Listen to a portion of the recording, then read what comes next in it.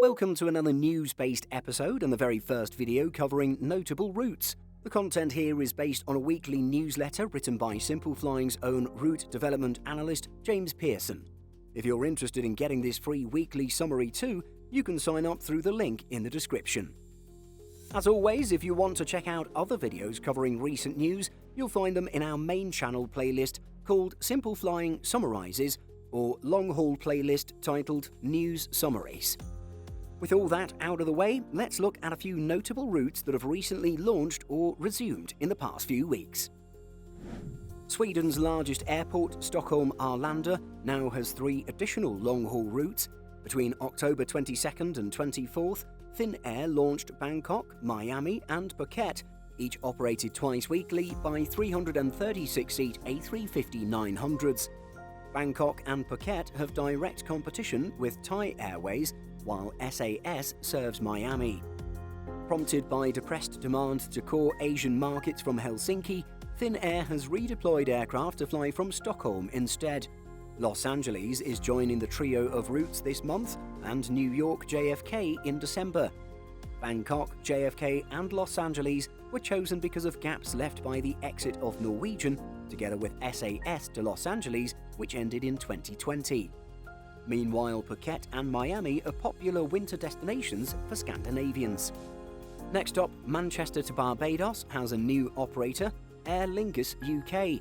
The first departure took place on October 20th and marked the start of the airline's long-haul service from the North West England airport. Using the carrier's sole A330-300, the flight runs on Wednesdays and Sundays, with a Friday service this month. October 24th marked the start of Austrian Airlines from Vienna to Cancun, the carrier's new longest route. Operating on Thursdays and Sundays, it'll use the 777-200ER. Flight OS-95 leaves the Austrian capital at 10:40 and arrives in Mexico 12.5 hours later at 17:10 local time.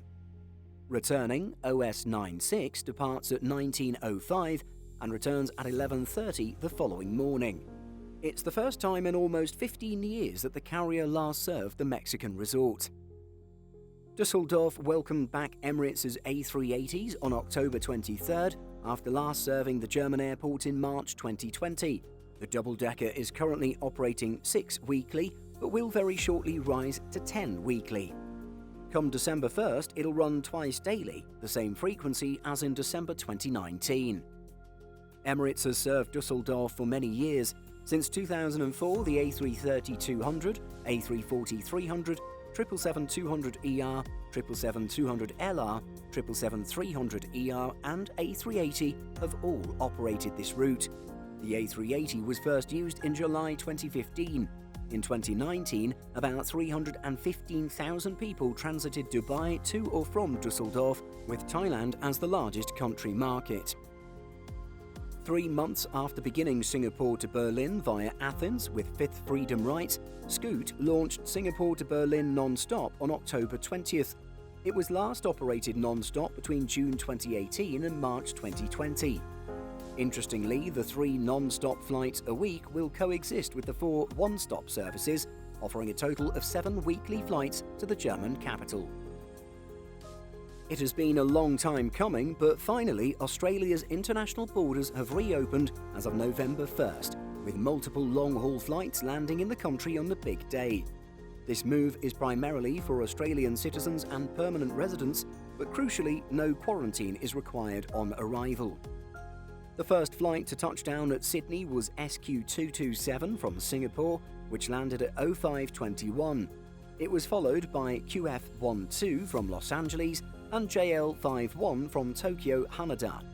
At Melbourne, the honour went to SQ237 from Singapore, which touched down at 10:10. In 2019, Singapore Airlines was the largest foreign airline to serve Australia.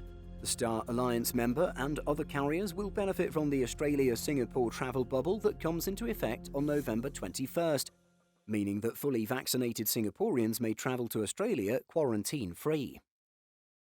Moving on to Qatar Airways, Moscow Sheremetyevo is now served by the carrier from its hub in Doha. The Moscow airport has replaced long-served Domodedovo, which entered the airline's network in September 2004. Qatar Airways operates Doha to Sheremetyevo 7 times a week. Moving over to Muscat, the Omani capital now has 2 airlines serving it from Paris Charles de Gaulle. This follows Air France commencing the 3,470-mile or 5,585-kilometre service on October 24th, with 3 weekly flights using the 279-seat 787-9. This frequency is one more than Oman Air's current offering, although both carriers will be thrice weekly in December.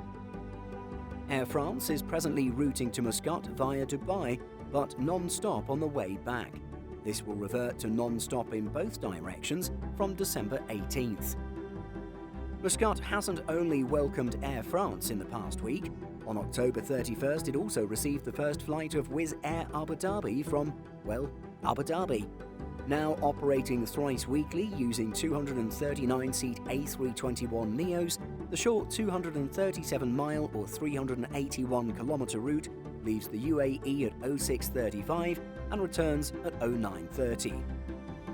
Wizz Air competes directly with Etihad and its lower-cost affiliate Air Arabia Abu Dhabi.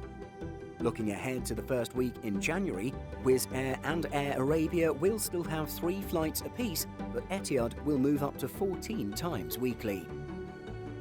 Over in Canada, Montreal to Delhi has launched, with Air Canada operating the 7,017-mile or 11,293-kilometre link 3 times weekly using 298-seat 787-9s.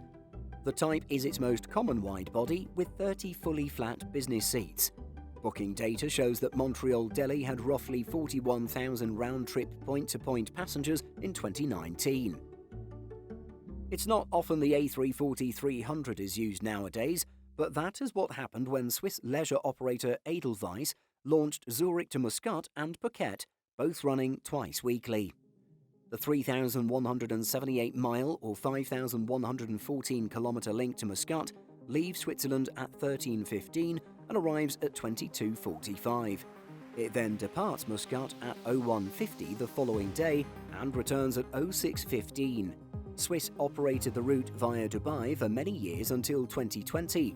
Oman Air will resume Zurich twice-weekly service from December 1st, rising to once daily from the start of summer 2022.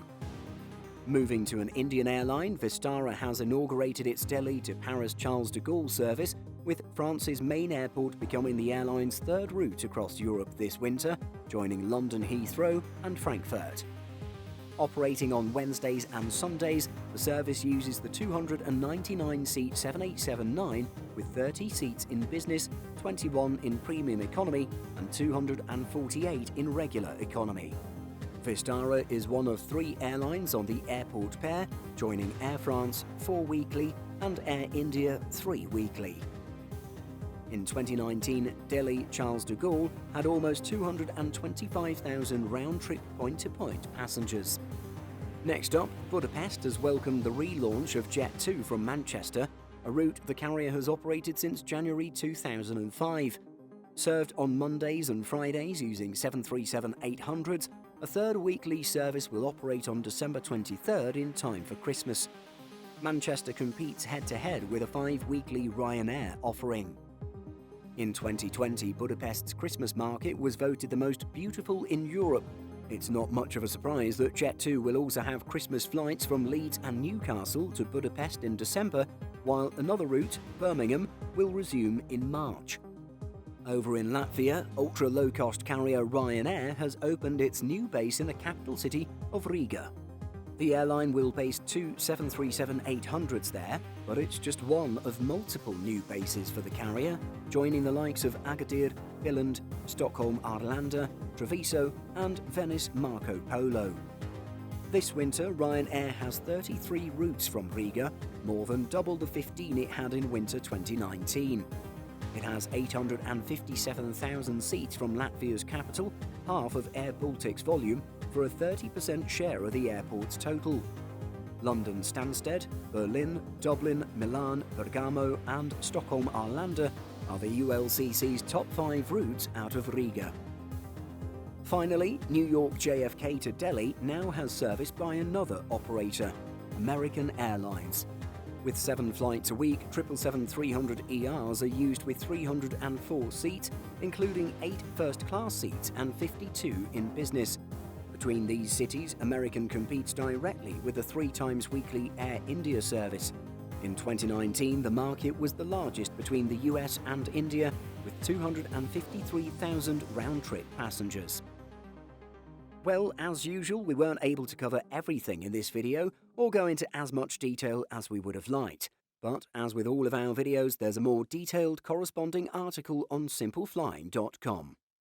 Check out the links in the description to learn more, and as always, share your thoughts on this video and any other new routes we covered by leaving a comment. In addition to our daily YouTube videos, Simple Flying publishes over 150 articles and a podcast every week. If you're looking for the latest aviation news and insights, visit simpleflying.com. Thanks for watching, and don't forget to like and subscribe before you go.